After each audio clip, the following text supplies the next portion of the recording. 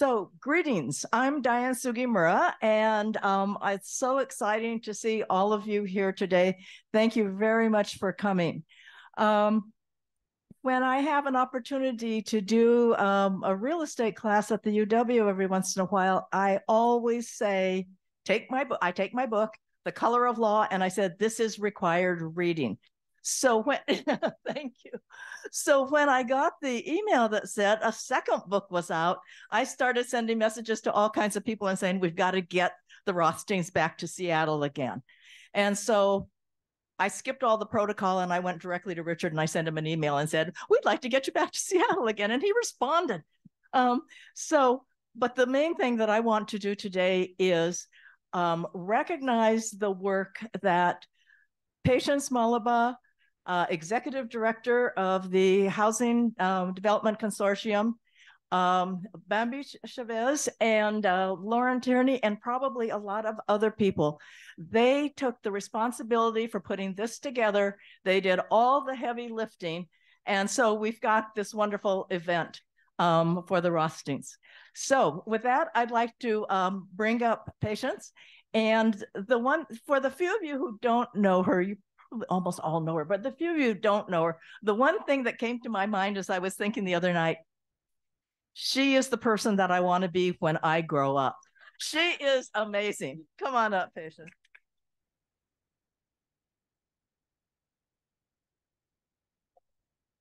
What an honor. Thank you, Diane. And thank you for your partnership in envisioning this event and pulling it all together. Now, good afternoon, everyone. What an incredible turnout.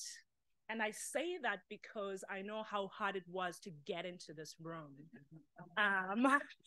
So we know there are people who are still coming through. It's wonderful to look around the room and see so many familiar faces.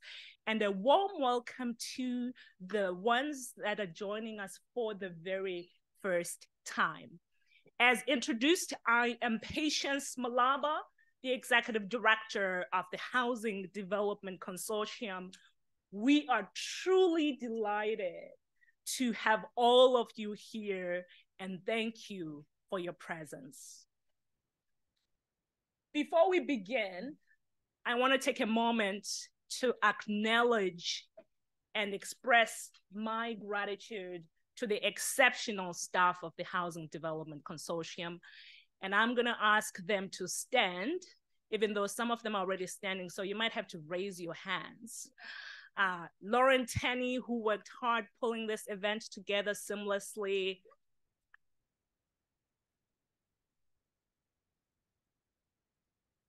Bambi Chavez, who was a co-conspirator and partner in envisioning the event. And then we do have the rest of the team in Dan, Paige, Jesse, Chad, and Danny, who have been truly supportive throughout the process.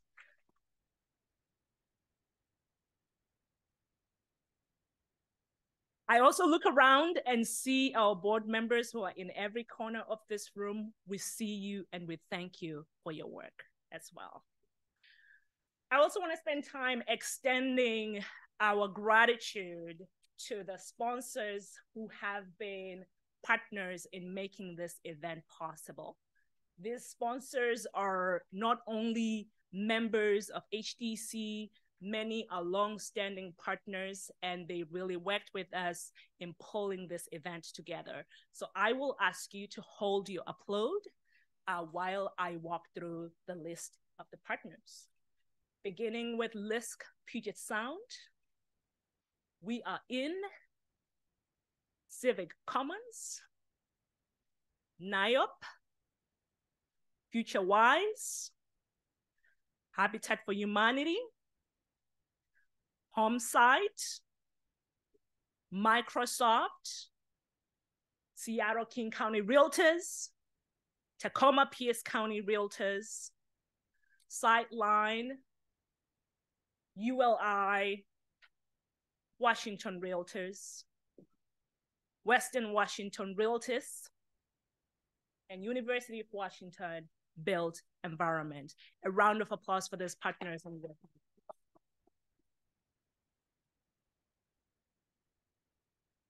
Now, once again, welcome to this remarkable event discussing the book, Just Action. I don't know about you, but when you look at my copy, you will immediately know how much I enjoyed reading this book, because it is underlined from page 1 to the last page. That's just how good I felt reading the book. If you have not read the book yet, I highly recommend that you do. For those of you who read the book, you will recall that an underlying fundamental theme in the book is that we have an absence of a national political will to desegregate our communities. And what's required is collaboration of ordinary individuals uniting locally in multiracial coalitions to drive change. And if you look at history and look at milestones that we've celebrated as a nation, there's very few that did not begin at the local level. There's not many that began at the national level. Many began at the grassroots level, building up to bring change. Now, I want to read an excerpt from the book. It says, waiting for the president and Congress to act is an excuse to maintain status quo. And that, to me, is mandate for us to act at scale right here in our community. We find ourselves at a unique juncture where the affordable housing crisis and the persistent institutional and structural racism intersect. And HDC and our members have been at the forefront of working at the nexus of these crises. Our vision is simple. It is that all people live with dignity in safe, healthy, and affordable homes.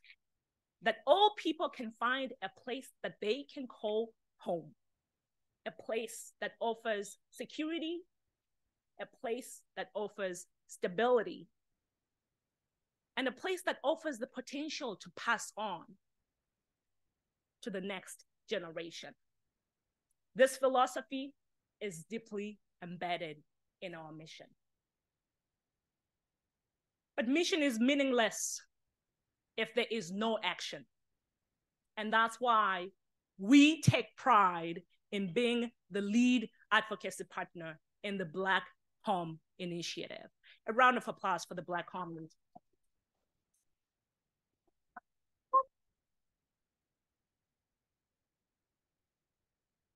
Our shared goal and vision in this movement is that within the next 5 years, we make home ownership opportunities possible for 1,500 low and moderate income Black homeowners. Our conviction is this.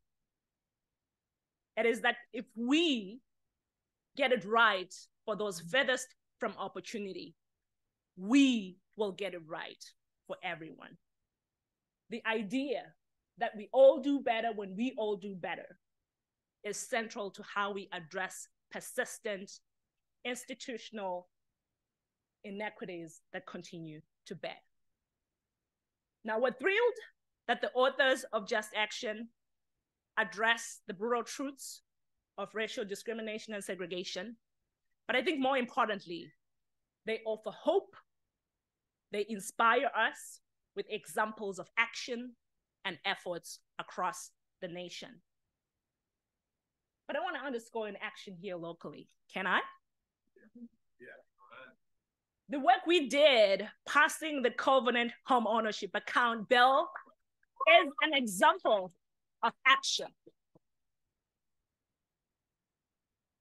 The Covenant Homeownership Account Program the passage of that bill, that's landmark legislation that is truly testament of the power of collective action.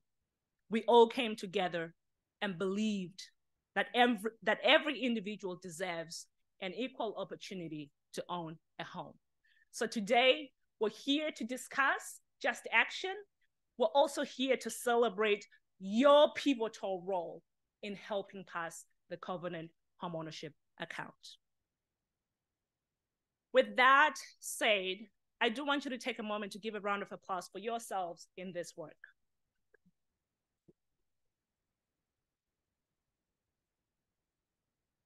Now, with that said, I would like to pivot to introduce the speakers, the authors who are here with us today. I have met Richard more than 3 times now, and each time I meet him, I am always giving a glowing overview of his great work. And it's been phenomenal to get to meet Leah, who shares a fellow background of organizing and coming into policy work. Now, Richard Rothstein is the co-author of Just Action, How to Challenge Segregation Enacted under the Color of Law, and author of The Color of Law, A Forgotten History of How Our Government Segregated America. He also writes a regular column to which you can subscribe, and that is the justactionsubstack.com. He's a senior fellow at the Othering and Belonging Institute, a distinguished fellow of Economic Policy Institute, and a senior fellow at the Thurgood Marshall Institute of the NAACP Legal Defense Fund. Leah Rothstein is the co-author of Just Action. She also writes a regular column to which you can subscribe for free at Just Action Substack.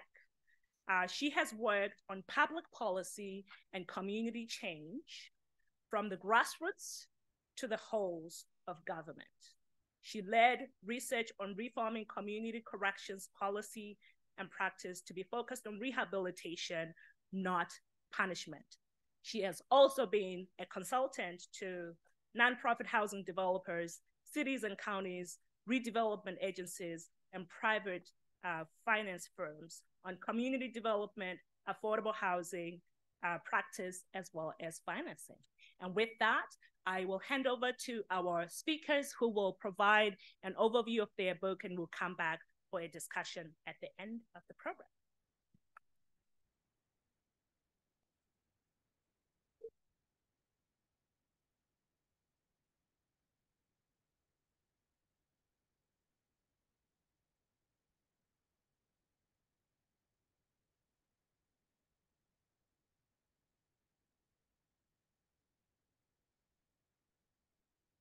Thank you, Patience.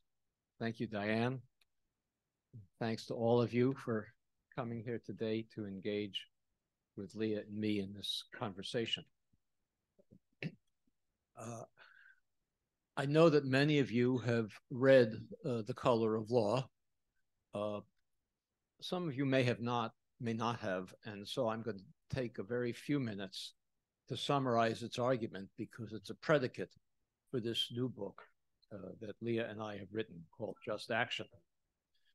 I wrote The Color of Law to demolish the myth of de facto segregation, something that we all believed, I believed, until I did this research, the idea that the reason we're a segregated society, really an apartheid society, every metropolitan area having clearly defined areas that are either all white or mostly white, clearly defined areas that are either all black or mostly black. The reason is because of private bigotry of homeowners or landlords who wouldn't sell or rent to African Americans in white neighborhoods, or businesses like banks and realtors and developers who wouldn't create non-segregated communities.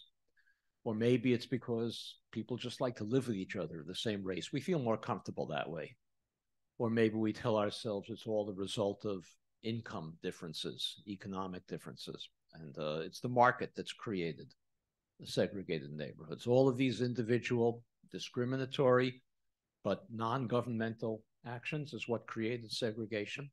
And we tell ourselves that what happened by accident can only unhappen by accident. It's not, we all feel too bad about it, or most of us feel bad about it. I'm sure everybody in this room feels bad about the fact that we're in such a segregated society, but we don't feel any obligation to change it because it's not something that our government created that creates an obligation for change. Well, it turns out that this myth of de facto segregation is utter nonsense. The reason we're a segregated society is because of racially explicit policy at the federal, state, and local levels that insisted that African Americans and whites could not live near one another in any metropolitan area. These policies were racially explicit, written policies, nothing implicit about them. And they imposed an apartheid system on this country that is a blatant violation of our Constitution, of the 13th and 14th Amendments to our Constitution, a blatant violation of civil rights laws that have been passed since immediately after the Civil War. Because they're an unconstitutional system, because they're created in violation of the 13th and 14th Amendments and our laws going through 150 years of history.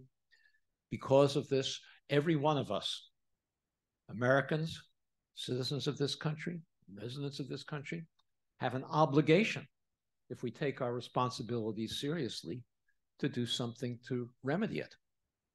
Once we know that it's an unconstitutional construction, we have a citizenship obligation to do something about it. Well, I'm going to take just a couple of minutes to describe one policy for those of you who hadn't read the book that created the segregation, so you can see how explicit it was.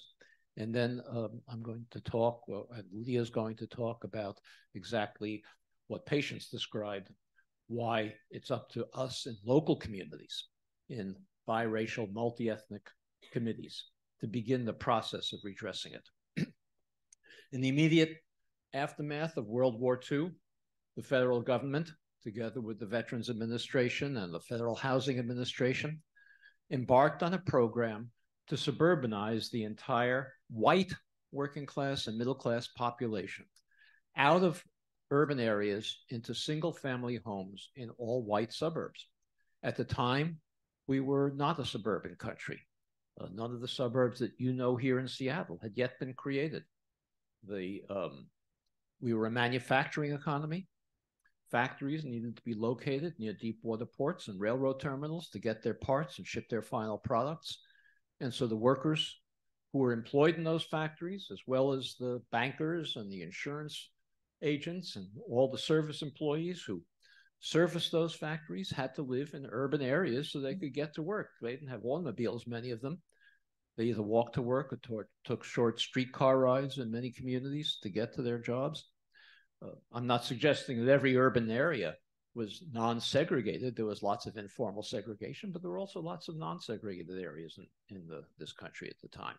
As I say, the federal government decided to move all the whites out of those communities into single-family homes and suburbs. The developers who built those suburbs generally could not have financed them by themselves. The banks thought this was a crazy idea. They thought nobody was going to live in these suburbs, want to live in these suburbs. Who would want to move out to a place like this? And this applies to the suburbs that were developed by Boeing here and throughout the country by other developers. The example I used in The Color of Law was Levittown, east of New York City, because it's the largest and most well-known of these developments. 17,000 homes in one place, east of New York City, an enormous project. William Levitt, a bigot, would never have sold homes to African Americans if he had the choice, but he didn't have the choice because no bank would lend him the money to build it.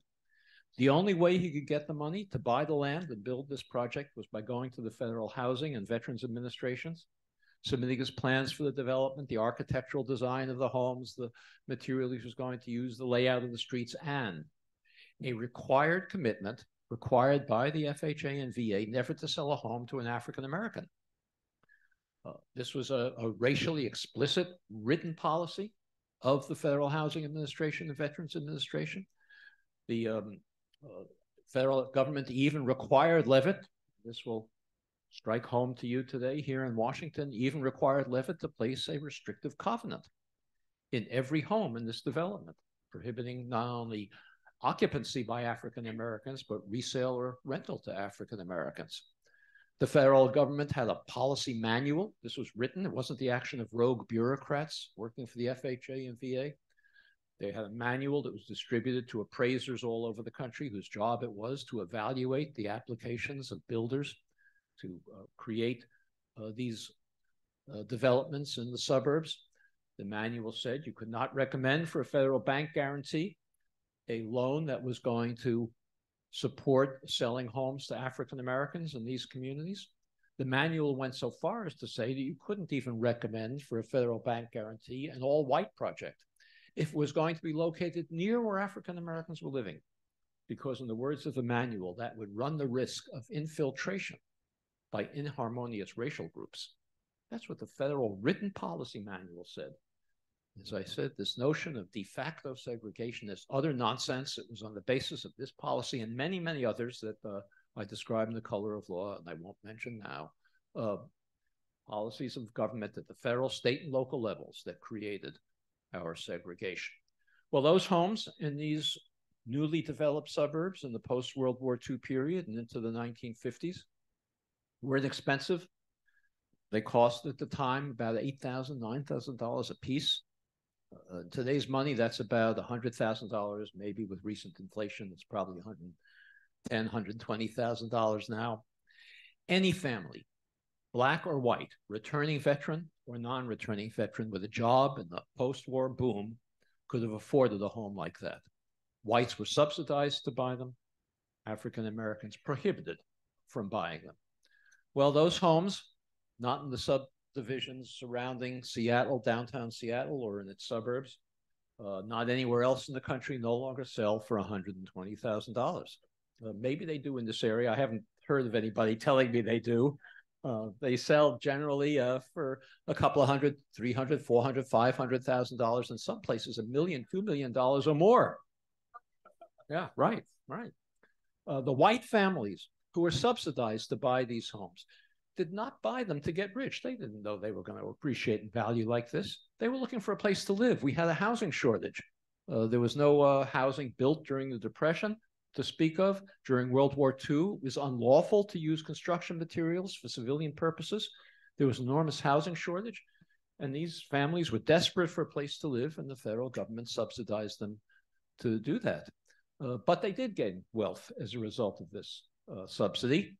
And they used that wealth from the appreciation and the value of their homes to send their children to college, take care of perhaps temporary emergencies, medical emergencies, or maybe temporary unemployment. They used it to subsidize their retirements, and they used it to bequeath wealth to their children and grandchildren, who then, many of them, had down payments for their own homes. African Americans were prohibited by explicit written federal policy from participating in this program that accidentally generated wealth for its beneficiaries. Today, on average, African American incomes are about 60% of white incomes. African American wealth, you would think, would also be 60% on average of white wealth. People can save the same amount of money from the same incomes. But in reality, while African American incomes on average are about 60% of white incomes, African American wealth on average is 5% or less of white wealth. And that enormous disparity between a 60% income ratio and a 5% wealth ratio is entirely attributable to unconstitutional federal housing policy that persists to this day in its effects, and that, as I said, creates an obligation on all of us to participate in a movement to redress it. That wealth gap that locks African Americans into neighborhoods that are more poorly resourced than the suburban neighborhoods that were created for whites underlies the most serious social problems that we have in this country. It underlies the achievement gap that we have in schools between Black students and white children, because Black children typically come to school with social and economic problems that result from being concentrated in neighborhoods of low poverty. more polluted neighborhoods, closer to industrial facilities, less access to healthy food, to grocery stores selling healthy food, less access to clean air, schools that aren't overwhelmed by the social and economic problems of their children. It underlies health disparities between blacks and whites. As you know, African Americans have shorter life expectancies, greater rates of cardiovascular disease, diabetes, and other diseases that are more prevalent in low-resourced communities. It underlies the police abuse of young African American men that we spent so much time demonstrating about in 2020. It's inevitable if you concentrate the most disadvantaged young men in neighborhoods without access to good jobs, without access to schools that aren't overwhelmed by the social and economic problems of their children, it's inevitable that they're going to be engaged in confrontations with the police. And there's another effect of this segregation that we created, and that is the frightening, to me, and I think to you as well, political polarization that we have in this country today. It's not entirely racial, but it largely tracks racial lines. Make America great again refers to making America white again. How can we ever preserve this democracy if so many African Americans and whites live so far from each other, that we have no ability to understand each other, no ability to empathize with each other, no ability to understand each other's common experiences? So redressing this segregation is an enormous obligation on our part. As Patience described, there is no federal will at this point to take significant steps to redress segregation. In most states, in fact, virtually, so far as I know, in virtually every state except for one, there's no will to redress it at a state level. But to begin to redress it, we need to begin at the local level with groups of ordinary citizens, people like you and me, who get together with others, like-minded people, to begin a movement to redress segregation. Some of it will be directed at increasing Black home ownership, but there are many, many other aspects of segregation that, in addition to Black home ownership, that local groups should undertake. Our book, Just Action, describes many of the policies and programs at a local level that can be confronted by local action groups. Once the federal government established segregation, is along with state and local governments, once the federal government played a primary role, its expression in an ongoing basis is sustained by local policy, local programs. And we write about many of them in this book, Just Action. Well, I gave talks like this, some of them in Seattle, all over the country. Many people read the book, and the typical thing they said to me when they finished reading it is, what can we do about it? Well, I wanted to retire. I figured I was too old to write another book, but I got pestered so much, what can we do about it, that I figured I had to do one more. But I couldn't do it by myself, so I recruited the most talented housing expert I could find, my daughter Leah Rothstein, to co-author this new book with me. And I'm going to turn this mic over to her for now to describe some of the policies and programs that a local group could redress if it made up its mind to do so.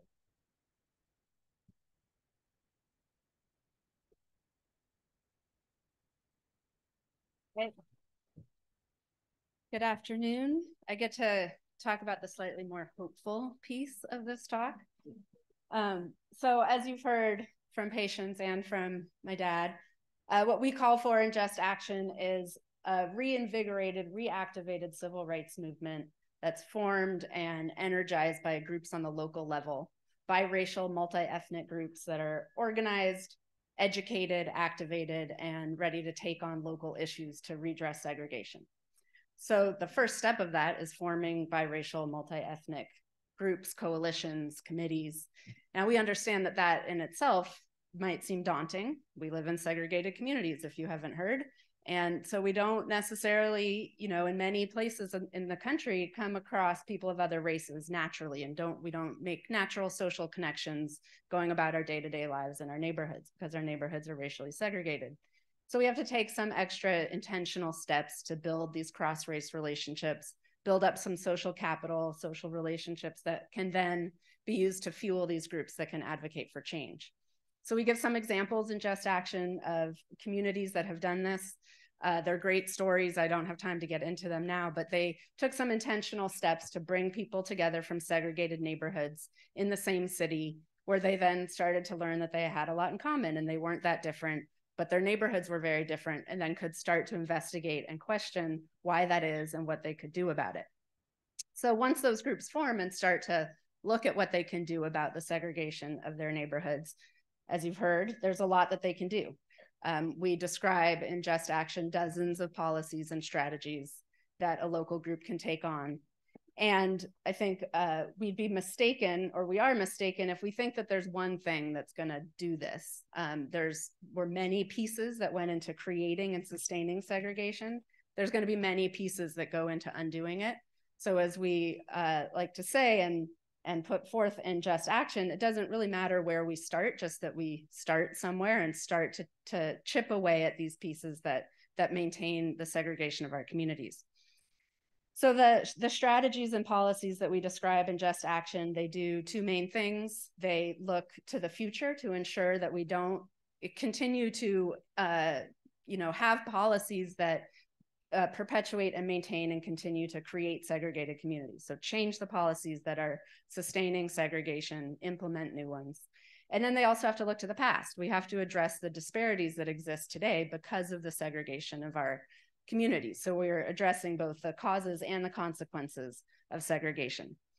Now, to do that, the strategies that we talk about fall into two main categories. The first category are what are called place-based solutions. They are concerned with increasing resources and investments in lower income segregated African-American communities, where the concentration of poverty is one of the consequences of segregation. As we've heard, as my dad explained, in order to redress and correct the harm of the government policies that created those segregated communities and then divested them of resources, we want to make those communities areas of what's called higher opportunity, more well-resourced public schools, open space, clean air, access to jobs and transportation. Now, we also understand that when that happens, often when resources are invested in lower income communities, that gentrification occurs, prices rise, and the longtime residents are displaced. So we need to couple those strategies with anti-displacement strategies that aim to prevent some of that displacement. So in that main category includes things like renter protections to protect renters against rapidly increasing rents, just cause eviction ordinances to protect them against unjust evictions, land trusts to create permanently affordable homeownership opportunities in areas where housing prices are rising, using the Community Reinvestment Act to ensure that banks are living up to their obligation to open branches and provide loans to members of lower and moderate income communities in their service area. Inclusionary zoning is another important strategy in this category, where when new development occurs in a neighborhood, a certain percentage of the units are required to be affordable. Or a right to counsel program. These are all local issues, local programs or policies that a local group can advocate or pressure their local government to adopt. So a right to counsel program provides free legal representation to lower income tenants who are facing an eviction and goes a long way to preventing many of those evictions. So that's one category, this investing in place. And then the other category we discuss of these strategies are what are called mobility strategies, or those that are concerned with opening up and desegregating exclusive, expensive, white, usually suburban communities. There's a lot of ways we can do that too. Zoning reform, so ensuring that more than only single family homes are built in these communities to create a range of housing sizes and housing affordability options in those communities, and then putting preferences or priorities on those units to ensure that people who've historically been excluded from those communities have access to the new units built. Subsidies, to help African-American families afford to live in those communities, down payment assistance, for example, or rental assistance, helping make sure that the Housing Choice Voucher rental assistance program is actually a tool for lower income tenants to move into higher opportunity areas and isn't just limiting them to living in high poverty areas. And then we also talk about strategies that are concerned with opening up home ownership opportunities to African Americans in any neighborhood in which they want to buy a home. There's a lot of ways to do that. You all are spearheading one of the ones I use as an example across the country. So using special purpose credit programs to provide race-specific down payment assistance to African Americans to buy homes, addressing the disparities in credit scores and how the credit scoring system works has a racially disparate impact on African Americans, depressing their credit scores and making it harder for them to access mortgages and getting into homeownership. Obviously, that's a national system, the credit scoring system, but we can work with local bank branches to adjust how they calculate credit risk, and that can go a long way towards opening up mortgage access. And then we also need to address the ways that home ownership is not the same wealth building tool for African Americans as it is for whites. So it's important that we address the obstacles African Americans face to getting into home ownership. And then we also want to address the issues that they face that limit the wealth building potential of home ownership for African Americans and those buying homes in largely African American neighborhoods. So one way is the important work that's happening around the country to address bias in the appraisal system. So to ensure that homes owned by African Americans are not undervalued when they're appraised, when the homeowner is looking to sell or refinance their home. But then there's another issue that's not talked about as much, which is sort of the flip side in the home valuation process, which has to do with property taxes. Again, this is a local issue. Property taxes are assessed and charged by counties, local governments. And what happens is across the country, homes in African American and lower income communities are overpaying in their property taxes compared to homeowners in white and more affluent communities, even if you control for the value of their home. So they're overpaying relative to the value of their home compared to whites. Now, property tax is based, it's a jurisdiction-wide rate, a percentage that's applied to the assessed value of your home. Now, that assessed value is supposed to be as close to the market rate value of your home as possible. So everyone has the same percentage applied to the supposedly market rate value of their home, their assessed value. Now, what happens is homes aren't very well assessed. Their values aren't well assessed, and then they aren't reassessed very often. In some communities that we write about, they weren't reassessed for 50 or 60 years. So in that amount of time, there's the initial assessment, and then the county maybe increases or decreases that assessed value based on a fixed number, based on how they think the market is doing. And in that time, those assessed values, change. They might go up a little, down a little. But in white neighborhoods, home values increase far faster than that set value. So homes in white neighborhoods are assessed at a value of their home that's far below their true market value. Whereas in African-American neighborhoods, the assessed value rises a little bit with that set percentage, but their home values, their true market values aren't rising that much, or they might not be rising at all. So their assessed value is close to their market rate value, or sometimes even above their market rate value. So those homeowners are paying more in property taxes because their home is overassessed. So this is a disparity. This is an example of a race neutral policy. The property tax system doesn't have a racially, conscious intent, but it has a racially disparate impact where African Americans are overpaying in property taxes relative to whites. Across the country, on average, Black homeowners are paying 10 to 13% more in property taxes than whites with similarly valued homes. So this is an issue all across the country. It's something that we can address locally, and it's something that we might not know about unless we're out in the community talking to people who own homes in our communities and helping them look at their property tax bills, compare them to other property tax bills, and begin to get a sense of what's happening in our own communities around this issue.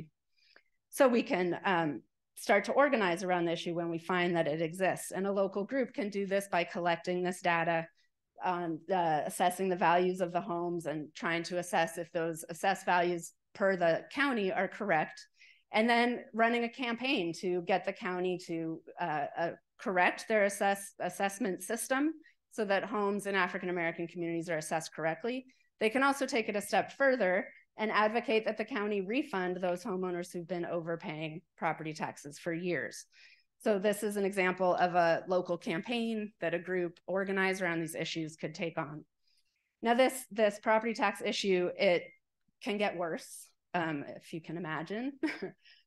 So when someone doesn't pay their property tax bill, which is more likely to happen when you're overpaying for your property taxes, or when your property taxes are rising very quickly and you're on a fixed income. This happens more often to lower income homeowners or elderly homeowners. You miss a tax payment. When you miss a tax payment in Washington state, if your property taxes go unpaid for 3 years, the local government has the right to foreclose on your home and auction off your home to an investor who will pay your taxes owed in exchange for getting the home. Now here in King County, when that happens, if the home is auctioned off for more than what the homeowner owes in property taxes, that surplus amount is supposed to go back to the original homeowner, which is great. That's better than a lot of counties do around this issue. But those homeowners have to appeal for it. They have to apply to the county to get that surplus value. So this is another thing a local group, local housing advocates can help.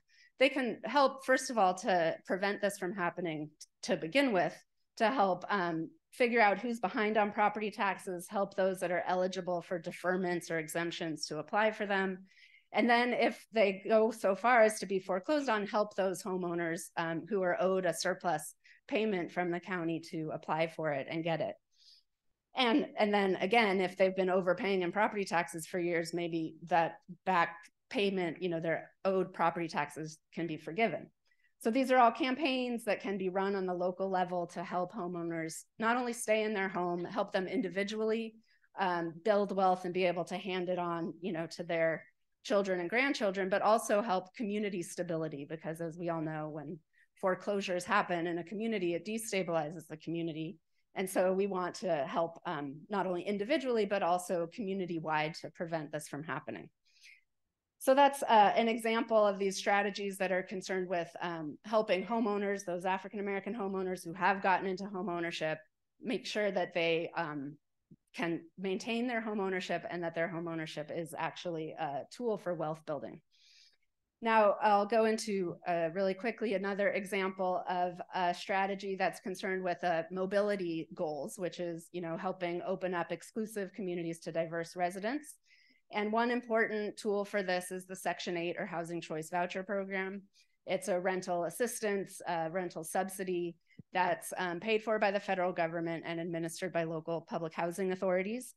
Now, 2 million low-income households get this benefit, and the idea is that, and the intention when the Section 8 program was created, was it was to help low-income households move out of high poverty areas, because the voucher is mobile. You can use it to rent anywhere in the private market. There's several reasons why that doesn't happen. Only 5% of voucher holders are able to use their vouchers to rent in high opportunity communities. One is discrimination. The federal government allows discrimination against voucher holders. It's a legal form of discrimination, according to the federal government.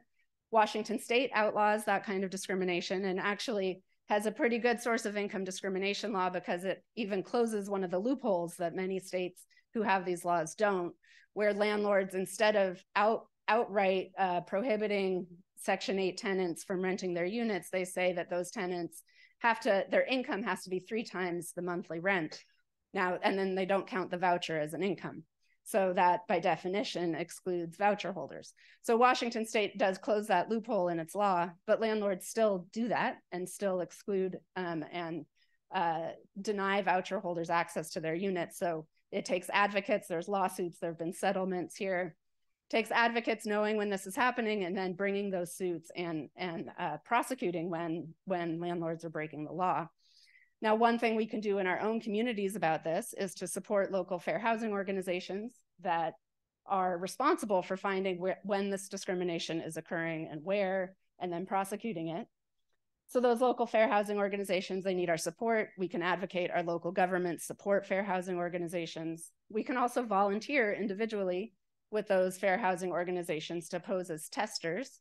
And that is the way that fair housing organizations can find out where discrimination is occurring. It's actually, the only way we can really know. If a landlord doesn't explicitly say no Section 8 tenants here, then we have to send what's called paired testers, where two people who have similar qualifications apply for a unit, and one is white, one is African-American, one might say they use Section 8, one says they don't, and we could see how they're treated and who's offered the unit and who's told it's already been rented. So only true way to know where discrimination is occurring. Fair housing centers do this kind of paired testing, but they need volunteers in order to do it. So that's another way we can contribute and participate in these activities to redress and challenge segregation.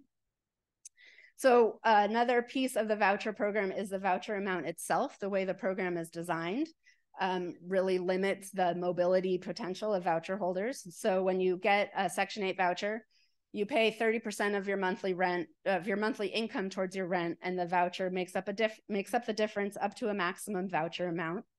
Usually that maximum voucher amount is set a little bit below the middle rent of all of the rents in a metropolitan area. So by definition, in the program's guidelines and rules, over 60% of the rents in a metropolitan area are too expensive for voucher holders to afford. So it's not surprising they can't use those vouchers to move to higher opportunity, which are usually higher cost areas. So in 2016, HUD started requiring 24 metropolitan areas to use a different standard for calculating the maximum voucher amount. And that's basing it on the median rent of a zip code or a group of zip codes instead of the entire metro area. So in a more expensive part of the metropolitan region, vouchers will pay a higher rent than in a less expensive part, which makes sense. And it led to a lot more mobility opportunities and actual successful mobility moves for voucher holders. So just last week, HUD increased the number of metropolitan areas required to use this, what's called a small area fair market rent standard, from 24 to 65. And Seattle's metropolitan area is one of the new ones that will be required to use this payment standard starting in 2025. So that's great news for this area. And it means that local advocates concerned with this issue can help make sure that their local public housing authorities are faithfully implementing this new rule when they have to start to do so in 2025. And then can also make sure that we're working with landlords in those communities where now voucher holders have access by the price, the cost, the maximum rent of their voucher, have access to these higher cost communities. We can be talking to landlords there in advance of this rule changing to recruit them to participate in the Section 8 program, dispel some of the myths they have, make sure they know that discrimination against Section 8 tenants is prohibited in the state. So there's a lot that we can do around the Section 8 Housing Choice Voucher Program. And again, this is one of many examples. So those are a couple that I've given today.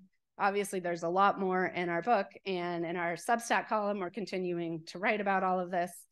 But I hope that what you're getting from today is that there's not nothing that we can do. There's actually a lot of opportunity for action, advocacy, and change on the local level that can go a long way towards redressing and challenging segregation. So like I said earlier, it sort of matters little where we start, just that we get started. So thank you so much. And now patients will come up and chat with us.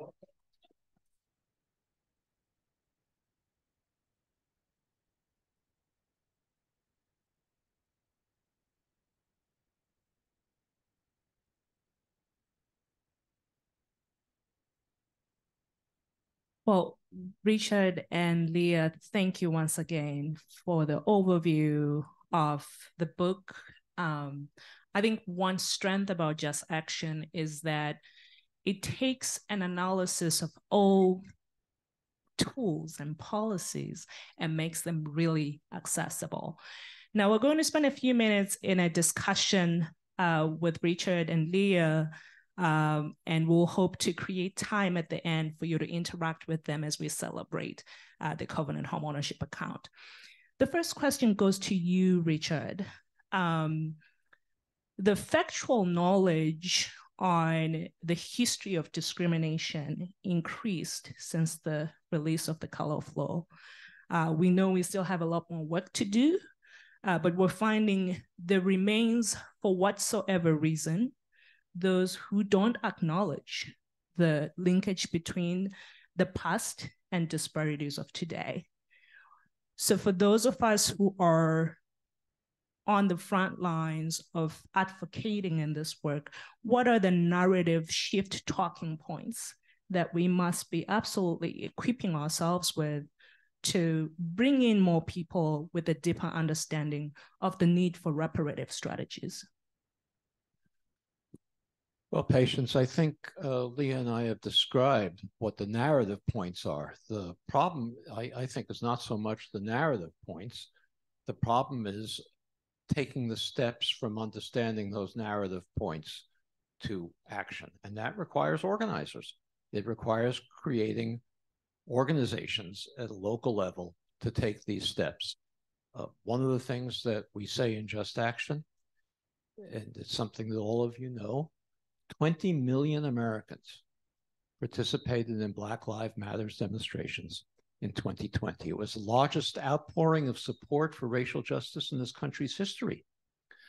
Those 20 million people were both Black and white and of other races and ethnicities. They were low income and middle income. They were suburban and urban. They were white and Black. And yet, so many of them went home from those demonstrations, put Black Lives Matter signs on their lawns, put signs in their windows, and did nothing further. We think they did nothing further because they didn't know what to do and nobody knocked on their door to recruit them to do something further. And so the whole emphasis of our book, Just Action, is that the next step has to be not simply narrative change. Narrative change is important. It creates the basis for further action, but actually creating organizations, hiring organizers to go into the communities where there are so many of these people who participated in the demonstrations, but who didn't know what to do next. Well, thank you for that. And in leaning in on the aspect of action, I want to go back to you, Leah, in talking about both the place-based and mobility strategies. You outlined quite a number of effective policies that we could be moving forward in different communities.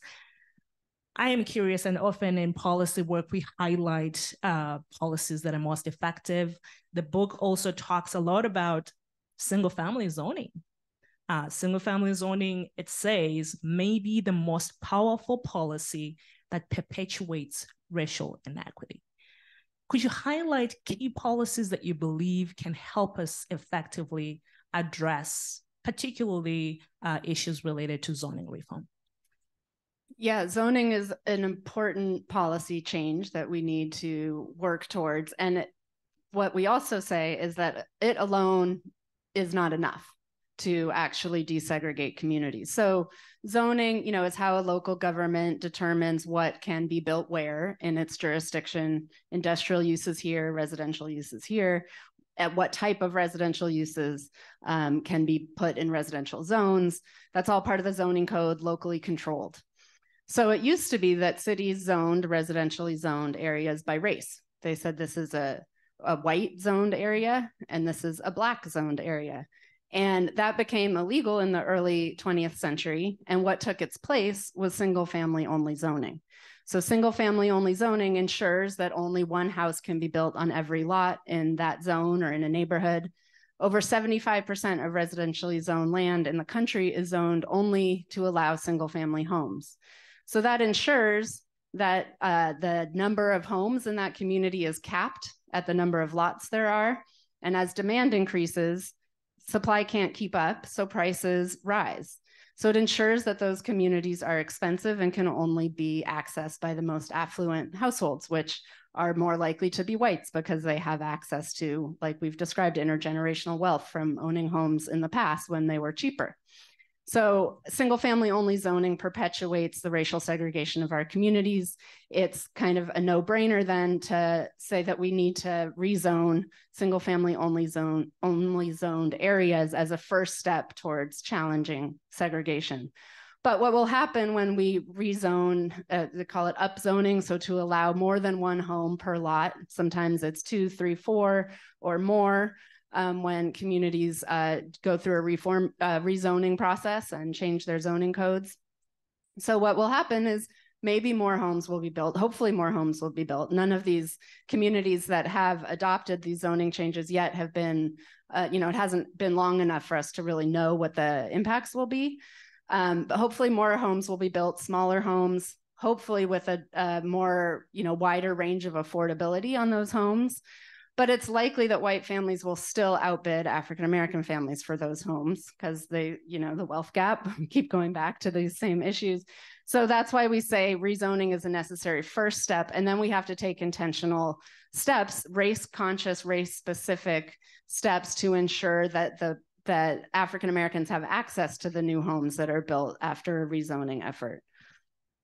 Well, thank you. And I brought that question up because we have an opportunity here locally with our comprehensive plan updates occurring in 2024 for that change to be effective. And at the state level, we just passed the missing middle housing bill, allowing for more types of homes to be allowed in different neighborhoods across communities.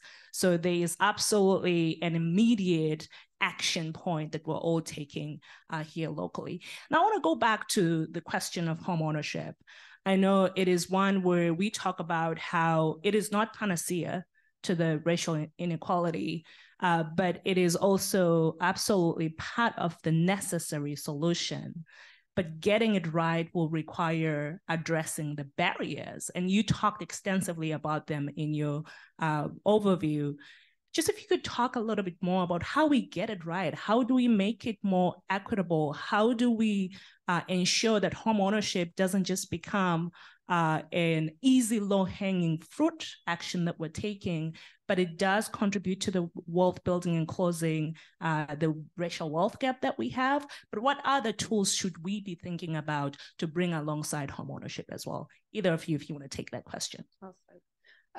Yeah, well, it's similar to the rezoning conversation where it's easy, or maybe we like to sort of attach to one solution and think it's going to do everything. Rezoning or increasing homeownership for African Americans. But for both of those examples, it's a necessary, it's a needed reform or effort. And then we have to look at all of the details behind it and how it plays out and what are the other pieces to that puzzle that need to be addressed. So in the homeownership question, I talked about the property tax assessment issue to ensure that when we do help African Americans get into homeownership, reduce the obstacles that exist for them accessing homeownership to begin with, that then their wealth isn't reduced, their wealth building potential isn't reduced by overpaying in property taxes while they own that home. That's one example. There's another example around the credit scoring system, ensuring that the credit scores that our local banks use to calculate the credit worthiness of mortgage applicants, that it factors in rental payment history, for example, because it doesn't right now. The credit scoring system doesn't factor in how well you've paid your rent your whole life. So African Americans applying for mortgages are more likely to have been renters than homeowners prior to applying for that mortgage. And so if their rental payment history was factored into their credit score, they would have a higher credit score and more access to mortgages to be able to buy homes. Other examples, the property appraisal system. So ensuring that when homes are appraised, that they're appraised fairly and that there isn't racial bias in that property valuation, so that when an African American actually owns a home and then wants to sell it or refinance it, that it's not undervalued in the appraisal process, again, reducing the wealth that they can build from that homeownership experience. So again, it's important that we reduce the obstacles to get into homeownership, and then we need to look at all of the other pieces to that puzzle to ensure that it's still a fair and equitable arrangement when we do reduce those obstacles. Oh, thank you. I want to bring Richard to close us off here. there is a very unpopular opinion that's in the book that talks about how implicit bias trainings should not be, we should not be focusing on a lot of that work because often the impacts of that diminishes a few days after. And they highlight Ibrahim Kendi's How to Be an Anti-Racist book and talk about how the focus should be on policy. And I want to go back to just something that I drew from the book. It says it's important for us to put an emphasis on not to put emphasis on changing racist minds before addressing racist policies, because that would be a misplaced priority.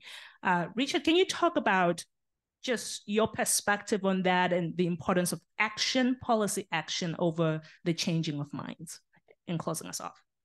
Sure, Patience. Both are obviously necessary and they reinforce each other. But what the research shows, for example, in implicit bias training, is that they sometimes make things worse. People take these trainings and think that they're no longer discriminating and no longer have to pay attention to the practices that they implement. The best way to reduce discriminatory attitudes, to reduce stereotypes, is to, as we've talked about earlier, bring African Americans, whites of similar socioeconomic backgrounds, not identical, but similar together. And when they learn to know each other, as Leah described, we talk in the beginning of the book about groups that have actually done this in order to create biracial groups. They find that they have a lot in common. Their stereotypes begin to disappear, and having actual experiences, biracial experiences across racial lines, is the best way to counter discriminatory attitudes. Simply lecturing people about it is not the best way. Now, an even better way is to take those biracial relationships and turn them into direct action groups. And that's the focus of our book. As Leah said, it doesn't matter where these direct action groups start, so long as you start somewhere. And there is no single best way, because once you start somewhere, small victories will build into larger victories. And the more small victories you win, the more confidence your biracial groups will have in being able to tackle bigger issues. So that's the main theme of Just Action. Doesn't matter where you start, so long as you start somewhere. Thank you for that. And a round of applause for the authors.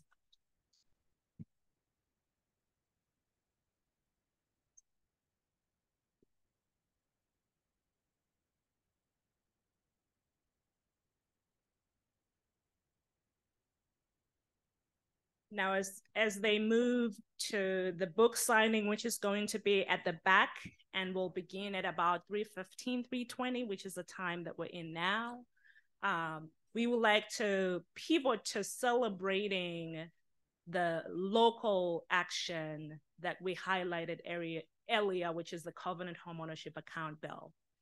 And in doing so, I would like to begin by bringing to the stage the duo, the champions, the thought partners, the leaders who worked with the biracial, multiracial coalition in passing the Covenant Homeownership Account.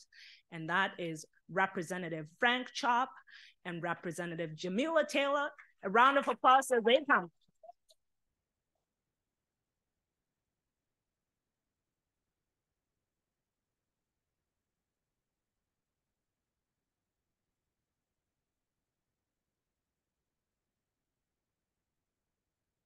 Now they're coming up to be recognized for their leadership.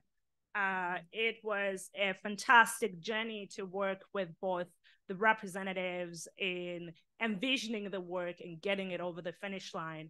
And this is a time for you to just say a few words, but we're really appreciative of your leadership and the work you did in getting us to this point. Over to you. Thank you so much for allowing me to be here today.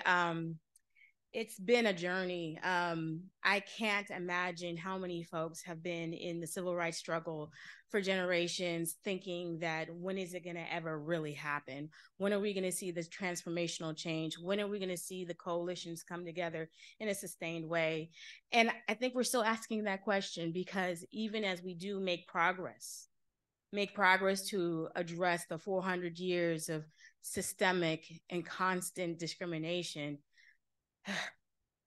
this is a moment to just sigh and be relieved that we are working towards a better tomorrow together, knowing full well that the anger and vitriol that is coming towards us as we are making progress is getting louder and louder, but we are going to stick together, continue to bring more to the table. And whether we change all hearts and minds, that's not the issue. We need to make sure that we have justice in action every single day. And to know that I've worked with Representative CHAP, who's the longest serving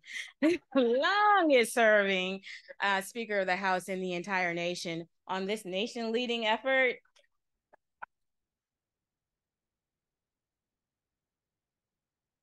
It shows the multicultural effort, the intergenerational effort, the mentoring, all of the things, like all of the excitement to just know sometimes when I'm talking to you, it's like I'm talking to a kid in a candy store. And I'm like, I'm trying not to be the cynical one. So who's the adult in the room?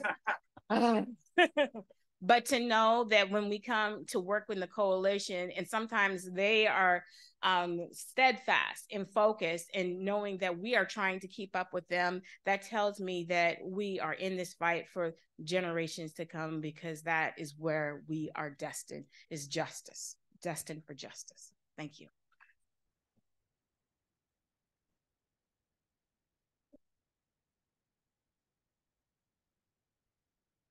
Wow. So I'm the kid in the room then, huh? I don't mind that. It's been a lot of fun, actually, because people are coming together so well. So anyway, thank you. I'm so grateful to be with you today. For many decades, restrictive real estate covenants prohibited certain folks from buying a home in many neighborhoods across our state.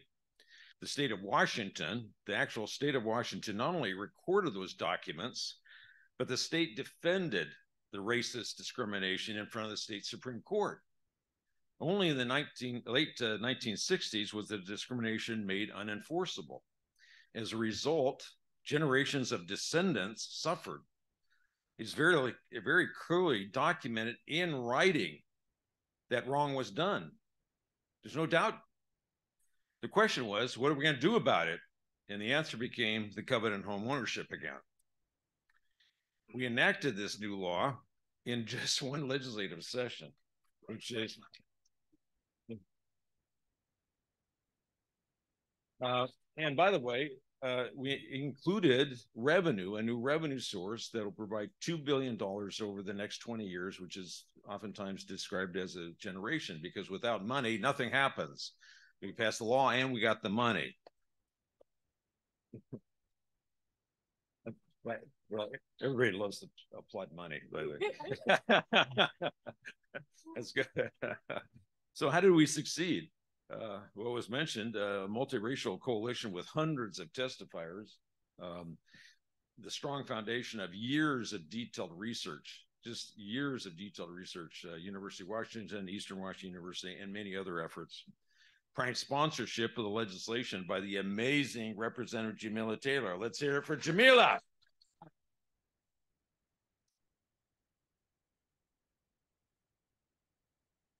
Great passion and eloquence by Senator John Lovick, who was the Senate's prime sponsor. Key legislative leaders like Strom Peterson, Yasmin Trudeau, Patty Cooter, Larry Springer. The partnership with Patience Malaba and Bambi Chavez of the Housing Development Consortium. I gotta let you know, and I know from direct experience, almost daily experience for many months there, that without Patience and Bambi, this would not have gotten done. Let's hear it for Patience and Bambi.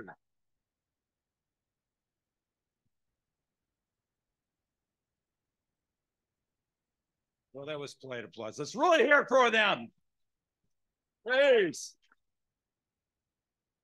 Yeah. I learned how to do that as speaker, by the way. Look, the law we enacted is an amazing accomplishment, and we are leading the nation. This is all about helping people achieve the American dream. We all know, though, that it won't be truly historic until we actually implement the law. That's where all you come in. Until we see people with house keys in their hands opening the doors to their new homes. That's when it will be historic. So as our strong advocate, Lieutenant Governor Heck has said, we must get this right. The nation is watching us in terms of this. So let us work together to advance our cause. But first, let's celebrate a little bit. Thank you very much.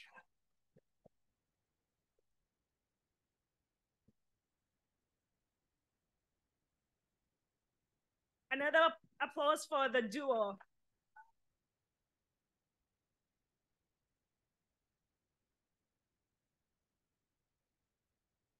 We continue to celebrate, but I want to bring up a partner who not only understands that we have to change the policies, but beyond the policies, there's so much more we need done. So I'd like to invite Michael Brown to come up and talk a little bit about the Black Home Initiative. And as he's doing so, I want to take a moment and also acknowledge many of you in the room. Who here signed in pro for the Covenant Homeownership Account Bill? Who here testified for the Covenant Homeownership Account? Keep your hands up, please. Let's all keep your hands up. Who here was part of the work group that drafted the bill? Who here is Faith Pettis?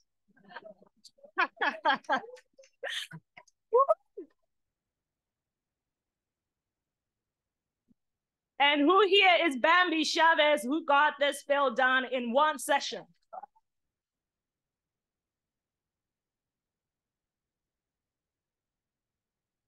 And who here is a Black Home Initiative partner in any way? I do that to acknowledge all of you and the work you've done to contribute to this moment of celebration, and implementation is absolutely key. So I'll hand over to Michael to talk about the Black Home Initiative, but I also want to invite the Finance Commission, who are working hard right now to implement this program and be sure that we're getting it right. And then we'll have our partners at LISC come back to close us off and tell us about the call for action in 2024. So Michael, over to you.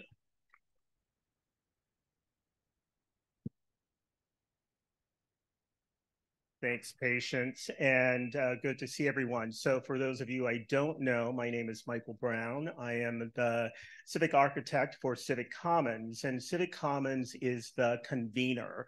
We're the facilitator, we're the weaver of the Black Home Initiative Network. So all of you who raised your hands, I mean, I would expect actually a little more robust engagement, around that, because that's actually the beauty of what we're doing. It is truly a network working in concert with each other. The public sector, the private sector, the philanthropic sector, our nonprofit partners, faith-based institutions, community, working together to achieve something we should have done a long time ago. So this goal that we have of 1,500 new Black home owners over the next 5 years, that's step one. It's 3,000 over 10 years. And then meshed together with everything that Leah and Richard laid out, that's the transformation that we're after. We're playing in our lane, we're going to stay in our lane, but ultimately the goal here is to transform a system that hasn't worked for Black folks and for folks of color for a long period of time. So a huge acknowledgement to the Civic Commons team, to the core team of the Black Home Initiative, and then to all the partners who are working together to lift up this work.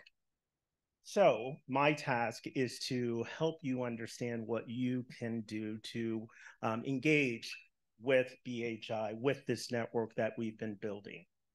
So I think what's really important, and with the leadership of Patience and Bambi and HDC, we need each and every one of you to continue to raise your voice, to be involved and engaged. Fundamental. What happened this legislative session, I mean, first time I've seen it, like one session, we're able to move the CHA.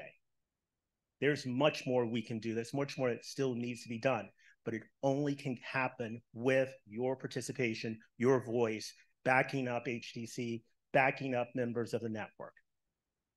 And most importantly, to advocate for systems change. We play small ball. Let's go for the jugular here. I know, horrible analogy, but nonetheless, I mean, we don't work on the outcomes. We settle for outputs. Let's go for the outcome. We know what the barriers are. Let's work together to move them out of the way. So around in the back are tables that we would encourage you to visit, where BHI partners can help you explore ways to get more involved. We'd ask you to join some of the work groups that we have that are working to address the supply of home ownership opportunities, but then also to support those who want to become home buyers. And then finally, actually, I think there are two things. One, there is, in the back, you'll find information on how to sign up for the BHI newsletter.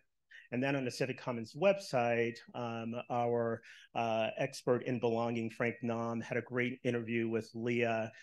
So that podcast is now up on our site. So we definitely encourage you to listen, and you'll learn even more about the wonderful Leah Rothstein. So patients, HDC, thank you for your partnership. Thank all of you. And yeah, join the network, use your voice, get involved. Thanks a lot, y'all.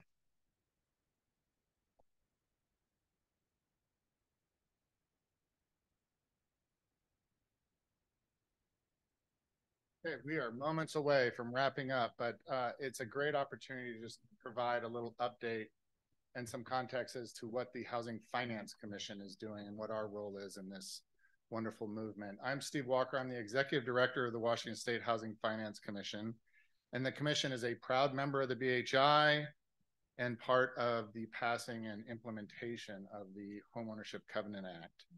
Our role is to oversee the research study and then design and implement the Covenant program that will use funding resources that Frank talked about to help home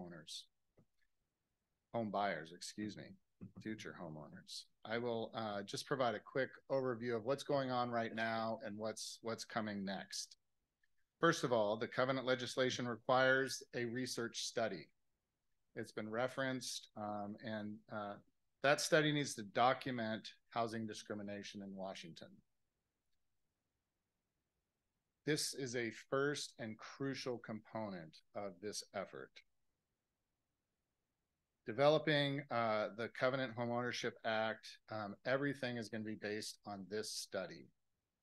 In order to make a firm, in order to be on firm legal ground and to make the case, we have to show not only that housing discrimination exists, we have to show how it impacts people, but also we have to show how Washington State as a government has had a direct role in that discrimination.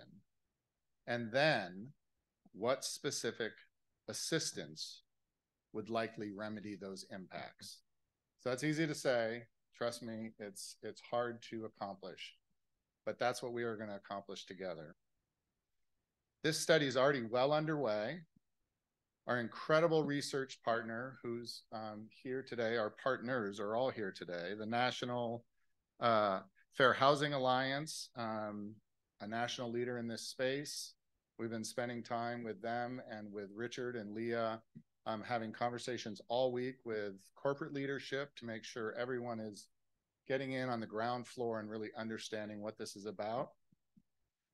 We have over here at the BHI initiative and the NFHA, the NAFA table, we have a lot of information, information that shows you how to get connected with everything that's going on.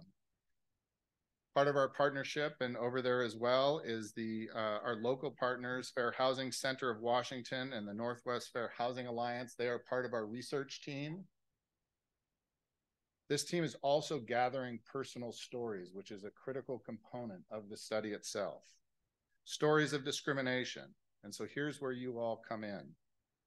You can help by providing those stories. You can help by reaching out to your respective communities and showing how they can get involved in this data gathering effort. There are a couple of upcoming, there's an online survey, first of all. Anyone can take an online survey. There are listening sessions happening and continuing to happen. There's one coming up next week that is in Spanish on November 7th. There's another one on the 14th of November. There are more engagement opportunities being designed and calendared, so please stay tuned and stay involved in that regard. The links and all of this information is on our commission's website, wshfc.org/covenant. Also on all of those flyers. This is the flyer you're looking for. And here's another flyer with a QR code that could really get you dialed into a Q&A about everything you can imagine. We're building it out. It's a living document. There's a lot of information there.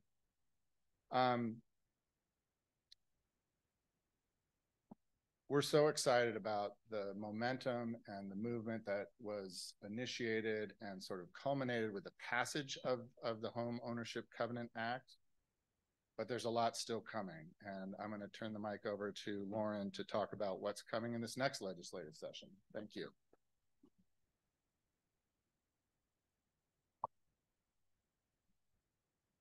Hello, everyone. I want you all to join me in thanking Steve once again, as well as his entire team at the Housing Finance Commission. You have good policy right now, but it will only be effective if it is implemented in an equitable way at the scale that we need it. So big kudos to you and your team. My name is Lauren McGowan. I'm the Executive Director of LISC Puget Sound. And for those of you that don't know, LISC is a nonprofit community development financial institution working to address housing, economic, and racial justice. And we are so proud to be here today with like-minded folks who really believe that we are here with a homelessness crisis, with an affordable housing crisis, and with a racial justice crisis because of policies. We will change those with policies. And you all will make that happen. So I've got my vote t-shirt on today because we all know that next week is a really important day. How many people have voted already? All right, we need to go home. Everyone needs to vote. Yes? Everyone's gonna vote? Yes. If you are in Seattle, we've got a Seattle housing levy. It is essential, right? Regardless of where you live, there are people on the ballot who are true housing champions, and they are the folks that we need at the local, state, and federal level.